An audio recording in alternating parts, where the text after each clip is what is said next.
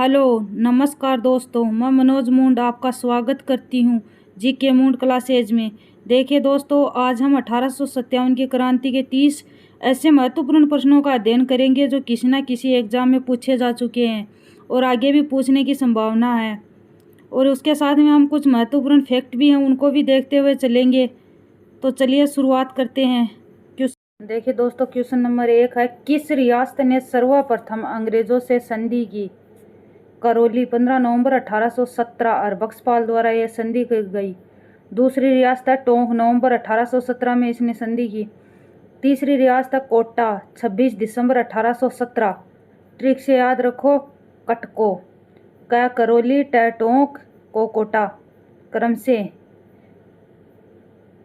अंग्रेजों से संधि करने वाली अंतिम रियासत कौन सी थी? सिरोही, शिव सिंह के द्वारा संधि की गई। अंग्रेजों से संधि करने वाली प्रमुख रियासतें और उनके शासक करौली के थे बख्शपाल, टोंक आमिर खां पिंडारी, कोटा उमेद सिंह के जालिम सिंह नामक प्रधानमंत्री द्वारा संधि की गई। मेवाड़ के भीम सिंह, मारवाड़ के मान सिंह, जयपुर के जगत सिंह, सिरोही के शिव सिंह, बीकानेर के सूरत सिंह। क्वेश्चन नंबर 3 है, राजपूताना क्षेत्र का प्रथम अंग्रेज resident David Ochterlony. Rajasthan का प्रथम AGG agent to governor general था जॉर्ज लॉकेट। 1857 की क्रांति के समय राजस्थान का एजीजी कौन था? Patrick Lawrence. राजस्थान में अंग्रेजों की प्रमुख बटालियन देखते हैं दोस्तों। मेयर बटालियन, मुख्यालय ब्यावर, गठन 1822। शेखावाटी बटालियन, मुख्यालय झुंझुनू, गठन 1834। जोधपुर लीजियन, मुख्यालय एरिनपुरा, गठन 1835। कोटा कंटिंजेंट, मुख्यालय नीमच और देवली, गठन 1838। मेवाड़ भीलकोर, मुख्यालय खेरवाड़ा, गठन 1841। किन दो सैनिक बटालियनों ने 1857 की क्रांति में भाग नहीं लिया? मेयर और मेवाड़ भीलकोर। मेयर और मेवाड़ भीलकोर इन दोनों ने 1857 की क्रांति में भाग नहीं लिया। 1857 की क्रांति के समय राजस्थान की प्रमुख सैनिक छावनियाँ कितनी थी? 6 प्रमुख 6 सैनिक छावनियाँ देखते हैं कौन कौन सी हैं। 1 नंबर नसीराबाद छावनी, मुख्यालय अजमेर। 15वीं 30वीं पैदल बटालियन, 15वीं बंगाल नेटिव बंगाल लाइन्स यहाँ कार्यरत थी। नीमच छावनी, मुख्यालय मध्य प्रदेश, कोटा कंटिंजेंट बटालियन यहाँ कार्यरत थी। देवली छावनी, मुख्यालय टोंक, कोटा कंटिंजेंट बटालियन और नारायण भवानी पलटन यहाँ कार्य कर रही थी। चौथी है एरनपुरा छावनी, मुख्यालय सिरोही, जोधपुर लीजियन यहाँ कार्यरत थी। 5 ब्यावर छावनी, मुख्यालय अजमेर, मेयर बटालियन यहाँ कार्यरत थी। खेरवाड़ा छावनी, उदयपुर, मेवाड़ भीलकोर, ये थी प्रमुख सैनिक छावनियाँ। किन दो सैनिक छावनियों ने 1857 की क्रांति में भाग नहीं लिया? ब्यावर और खेरवाड़ा। ब्यावर और खेरवाड़ा इन दो सैनिक छावनियों ने 1857 की क्रांति में भाग नहीं लिया। क्वेश्चन नंबर 9, 1857 की क्रांति के समय कोटा का पॉलिटिकल एजेंट कौन था? Major Burton.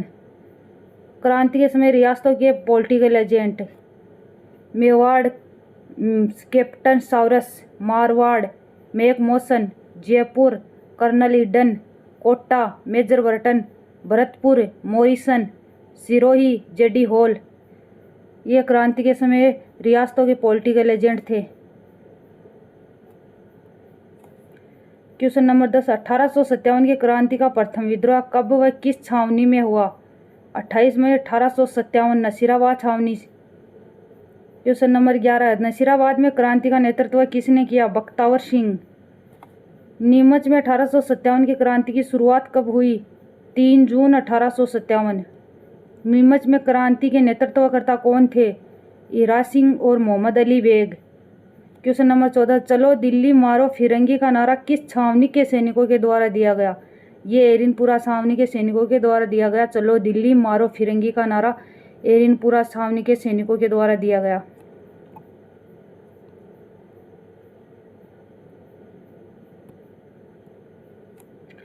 Question number 15, Erinpura में क्रांति की शुरुआत 21 अगस्त 1857 को हुई। एरिनपुरा में क्रांति की शुरुआत 21 अगस्त 1857 को हुई, जिसके नेतृत्वकर्ता कौन थे? मोती खां, शीतल प्रसाद और तिलक राम। मोती खां, शीतल प्रसाद और तिलक राम। जयदयाल व मेहराब खान ने कहाँ पर क्रांति का नेतृत्व किया? जयदयाल और मेहराब खान ने कहाँ पर क्रांति का नेतृत्व किया? कोटा में। और कोटा में क्रांति की शुरुआत हुई 15 अक्टूबर 1857। क्रांति का प्रमुख केंद्र एरिनपुरा था। नीमच में विद्रोह के दौरान अंग्रेज परिवारों ने कहाँ शरण ली? ये डूंगला गांव चित्तौड़गढ़ में पड़ता है। ये रुगाराम किसान के घर। जब नीमच में विद्रोह हुआ था ना, तो ये अंग्रेज परिवार थे, वो वहाँ से निकलकर डूंगला गांव चित्तौड़गढ़ में पड़ता है, यहाँ रुगाराम किसान के घर में शरण ली थी। क्वेश्चन नंबर 18, उदयपुर के किस महाराणा ने अंग्रेजों को जगमंदिर में शरण दी? स्वरूप सिंह है। नीमच के विद्रोही सैनिकों को शरण किस शासक ने दी?